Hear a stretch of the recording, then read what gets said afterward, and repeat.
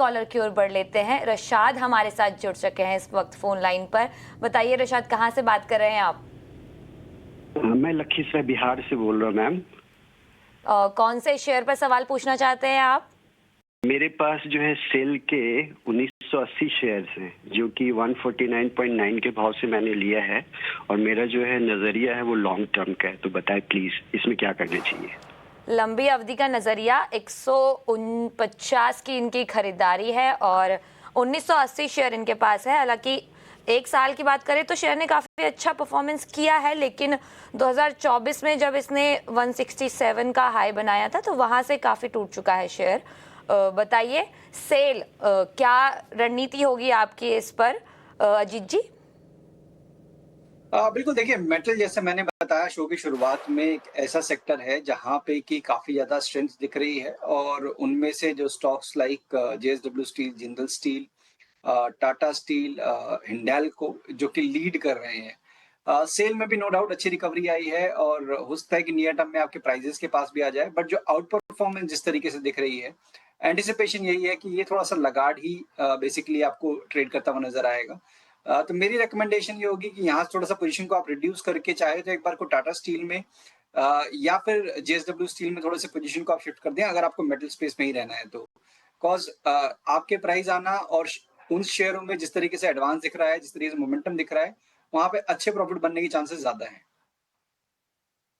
ये है विशेष रणनीति आपको मिलती हुई आपके स्टॉक पे। तुषार गौड़ हैं लखनऊ से हमारे साथ इस वक्त फोन लाइन पे। Tushar ji, good morning, good afternoon माफ कीजिएगा, बताइए क्या सवाल है आपका?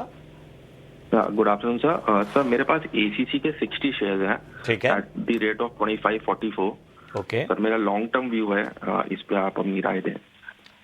काफी ऊपरी स्तरों पर आपने खरीदारी की हुई है और मुझे लगता है लंबे समय से आप स्टॉक में बने हुए हैं। जी जी सर। ठीक है, more than a year. Okay, तो यहाँ से भी आपको लॉन्ग टर्म का ही नजरिया चाहिए होगा अगर मैं सही हूँ? जी जी सर जी। ठीक ठीक ठीक है। तो एसीसी ओवरऑल अगर हम नतीजों की बात कर लें तो सीमेंट सेक्टर में एक स्ट्रांग प्रॉफिट ग्रोथ देखने को मिली है, खासतौर पे इस तिमाही। लेकिन इन सब के बीच में एसीसी की अगर हम बात करें तो आज एक तरह का रिबाउंड देखने को मिल रहा है, लेकिन बहुत स्ट्रांग नहीं है। एक महीने में ये स्टॉक लगभग 3.5% ही चला है पिछले एक साल में। मतलब अभी अगर हम बात करें तो यहाँ पर लगभग इसने लगभग 20% तक का नेगेटिव रिटर्न दिया है, और इनकी जो ख़रीदारी है वो कहीं ना कहीं उन्हीं स्तरों की है। मतलब इनका भी जो नुकसान है वो 20% के आसपास ही नज़र आ रहा है इनके लेवल से। लेकिन लॉन्ग टर्म के खिलाड़ी हैं। बताइए अजीत जी, क्या करना चाहिए एसीसी में? 2544 2544 रुपए की खरीदारी।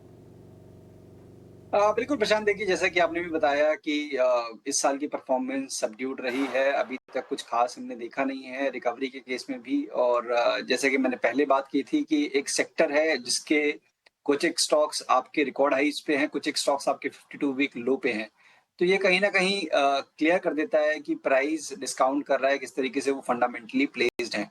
तो यहाँ पे एसीसी में मेरी यही राय होगी कि अगर आप ज्यादा टाइम इसमें वेस्ट ना करके अल्ट्राटेक में और डालमिया में जो कि श्री सीमेंट जैसे काउंटर्स में आप इन्वेस्ट करना चाहें तो वो ज्यादा एक अच्छा विकल्प हो सकता है।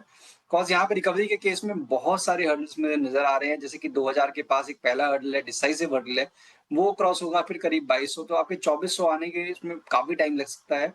यस, अगर आप इसको होल्ड करते हैं तो एक चीज इसमें पॉजिटिव है कि 1750-80 का जोन है, वहां पे ये काफी टाइम से स्ट्रांगली होल्ड कर रहा है। तो डाउन साइड यहाँ पे कैप लग रहा है जब तक कि ये लेवल्स होल्ड हो रहे हैं। तो दोनों ही विकल्प आपको बता दिए हैं कि अगर आप होल्ड करना चाहते हैं तो 1780 का एक स्टॉप रखिए।